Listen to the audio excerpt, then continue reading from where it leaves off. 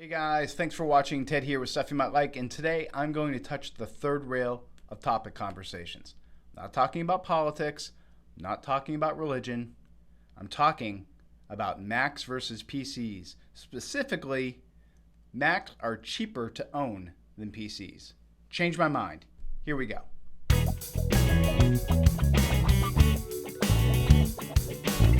Okay, so I'm going to come at this premise from three different angles. The first is service, the second is software, and the third is resale. So let's first talk about service.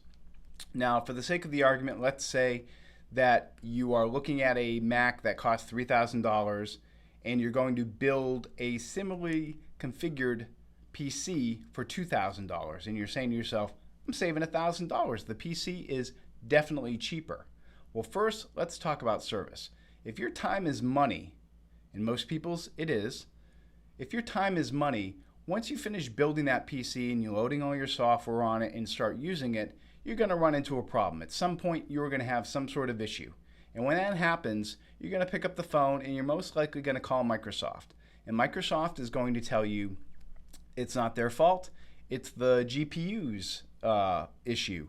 So you're going to get on the phone with the GPU vendor. The GPU vendor is going to tell you that it is the software manufacturer's problem, and the software manufacturer is probably going to tell you it's either the GPU or Microsoft's problem. So you're going to get in this loop of different vendors blaming the other vendor for what the issue is. And trust me, I've owned many PCs and I've built many PCs and I've gotten the same loop myself. It is maddening. With a Mac, you pick up that Mac, you go to the Apple store, you make an appointment with a genius. Okay, they're not geniuses, but you make an appointment with somebody and they troubleshoot the issue. If it is an issue related to software, you contact the software vendor. They're at least either going to say it's an issue with Apple, at which point Apple will probably acknowledge it and tell you that a patch might be coming at some point in the future, maybe, not always. But the point is you've only got two people in that chain. You've got Apple and you've got the software vendor. And if you use software that is developed by Apple, it's one person in that chain. And say if you have an issue with Final Cut Pro, you can go to the Apple store and you can get help with it there. So that is a huge, huge benefit to anyone owning a Mac. You have no comparable solution to that if you're a PC owner. If you build your own PC, you can't just walk into the Microsoft store. They sell computers there. If you bought it from them, they might help you, but if you built it, they're not going to help you. Okay, so that's the first issue. That's service. Second issue is software.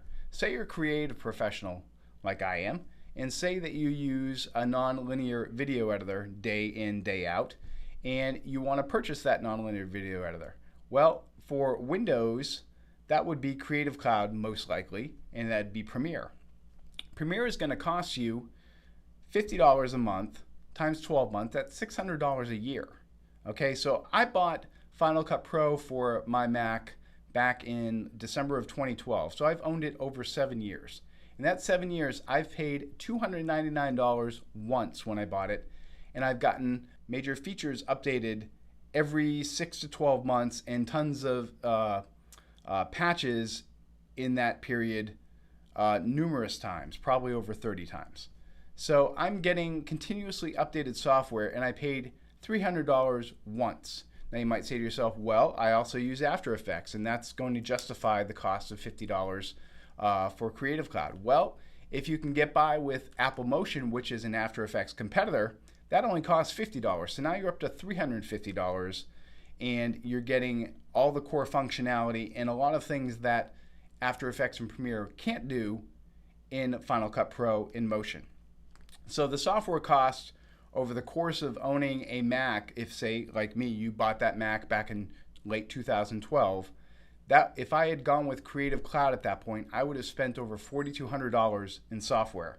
But since I bought Final Cut Pro and I bought Motion, I spent $350. So that is a huge saving. That's like $3,900 or $3,850 in savings. So huge savings right there. And the third is resale. Now, after 5-6 years, when you decide that that PC is no longer working for you, you're going to want to get rid of it. You're going to want to upgrade. So if you buy a whole new machine, you're going to want to take the machine that you currently have and sell it most likely to further the cost and help pay for the new machine. With a Macintosh or any Mac that Apple sells, the resale value after 4, 5, 6 years is still very significant, anywhere from 30 to 40% of the original item's value. That's one of the reasons why they're more expensive. That's because they hold their value longer.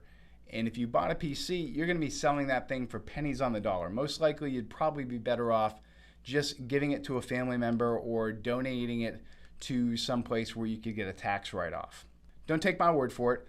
Get on eBay and look at the prices for a 2013 MacBook Pro 13-inch with 16 gigabytes of RAM and a 512 gigabyte SSD versus a similarly configured 2013 XPS 13 and see which one is going to yield you more money returned.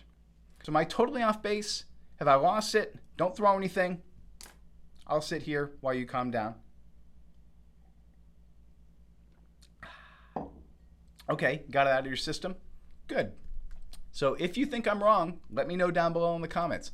Argue your point civilly, and let's see where this goes.